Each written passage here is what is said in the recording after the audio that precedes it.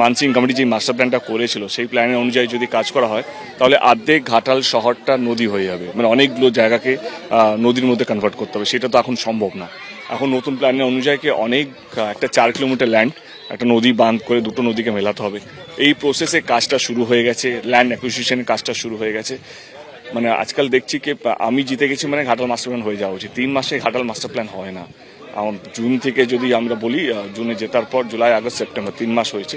আমার মনে হয় রাজ্য সরকার আপ্রাণ চেষ্টা করছে কি কাজটা যেন দ্রুত গতিতে শুরু হয় এবং ল্যান্ড অ্যাকুইজিশনের কাজ, ল্যান্ড রিকভারির কাজ, যেই ল্যান্ডগুলো আছে, অনেকগুলো দোকান হয়ে গেছে সেই রাস্তার মধ্যে যেখানে বড় বড় মেশিন ঢুকতে পারবে না, সেই তাদের সঙ্গে কথাবার্তা চলছে, তো প্রসেসে আছে। বাট আমি আপনাদের মাধ্যমে সবাইকে বলতে চাইছি কি আজকাল ঘাটাল মাস্টার প্ল্যান যেটা চলছে, ঘাটাল মাস্টার প্ল্যান এমন একটা প্ল্যান যেটা মিনিমাম 5 বছর লাগবে। এটা 3 মাসে জেতার পর ঘাটাল মাস্টার প্ল্যানটা সম্ভব না। এবং আরেকটা সত্যি কথা, এই বন্যাটা ঘাটাল মাস্টার প্ল্যান হলেও আমার ডাউট হচ্ছে সামলাতে পারত কিনা, কারণ এই বন্যাটা এমন একটা বন্যা শুধু ঘাটাল নয়, অনেকগুলো ডিস্ট্রিক্ট, হুগলি ডিস্ট্রিক্ট, ওইখানে নর্থ 24 পরগনা, সাউথ 24 পরগনা, অনেকগুলো ডিস্ট্রিক্ট জলের তলায় চলে গেছে। তো আমার মনে হয় কি যেই 5 লক্ষ কিউবিক জল ছাড়া হয়েছে, সেই জলটা ঘাটালের মাস্টার প্ল্যান হলেও এই জল ধরে রাখার ক্ষমতা আমার মনে হয় থাকবে কি থাকবে না। কিন্তু হ্যাঁ, যেটা রেগুলার বন্যা হতো, যেটা রেগুলার এখানকার বৃষ্টির জন্য যে বন্যাটা হতো, সেখান থেকে ডেফিনেটলি আমরা রক্ষা পেতে পারি যদি ঘাটাল মাস্টার প্ল্যানটা যদি বাস্তবিক হয়। আমি আপনাদের মাধ্যমে এটাই বলতে চাই যে আমাদের সরকার যেই প্রতিশ্রুতি দিয়েছিল ভোটের আগে, আমি এখনো সেখানেই আটকে আছি।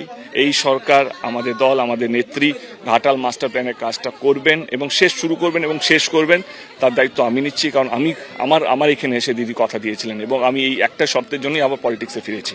এই একটা শর্তে ঘাটাল মাস্টার প্ল্যানটা আমাদের রাজ্য সরকার করবে, এই কথাটা আমাকে দিদি এবং অভিষেক দুজনেই দিয়েছিলেন। তার জন্যই আমি রাজনীতিতে এসেছি এবং আমি এখনো বিশ্বাস করি কি আমাদের রাজ্য সরকার, আমাদের নেত্রী এই ঘাটাল মাস্টার প্ল্যানটা শুরু করবেন। ডিভিসি জল ছাড়া ফলে দক্ষিণবঙ্গের বিভিন্ন জেলায় বন্যা পরিস্থিতি। ঘাটালে যেমন পরিস্থিতি যথেষ্ট উদ্বেগজনক, এর পাশাপাশি হুগলির খানাকুল সহ অন্যান্য জায়গাতেও পরিস্থিতি যথেষ্ট উদ্বেগজনক। আর এই পরিস্থিতিতেই প্রধানমন্ত্রীকে ফের 4 পাতা চিঠি দিলেন মুখ্যমন্ত্রী মমতা বন্দ্যোপাধ্যায়। কেন্দ্রীয় জলশক্তি মন্ত্রীর দাবিকে নস্যাৎ করে মোদীকে চিঠি দিলেন মমতা। লিখছেন, রাজ্যের সম্মতি নিয়েই ডিভিসির জল ছাড়ে এই দাবি মানতে পারছি না। সমস্ত গুরুত্বপূর্ণ সিদ্ধান্ত একতরফাভাবে নেয় কেন্দ্রীয় জলশক্তি মন্ত্রক। কোনো সময় জল ছাড়ার বিষয়ে রাজ্যকে জানানোও হয় না। সম্প্রতি মাত্র 3.5 ঘন্টা আগে নোটিশ দিয়ে 9 ঘন্টা ধরে জল ছাড়া হয়েছে।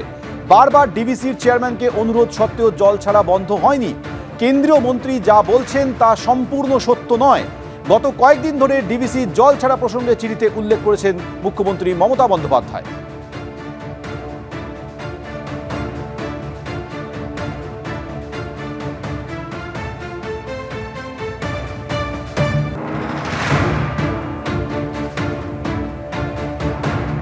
দেখুন, মুখ্যমন্ত্রীর এই মুহূর্তে চিঠি লেখা ছাড়া অন্য কোনো গত্যন্তর নেই। কারণ আমরা একটা দ্রোহকালের অধিবাসী হয়ে গেছি।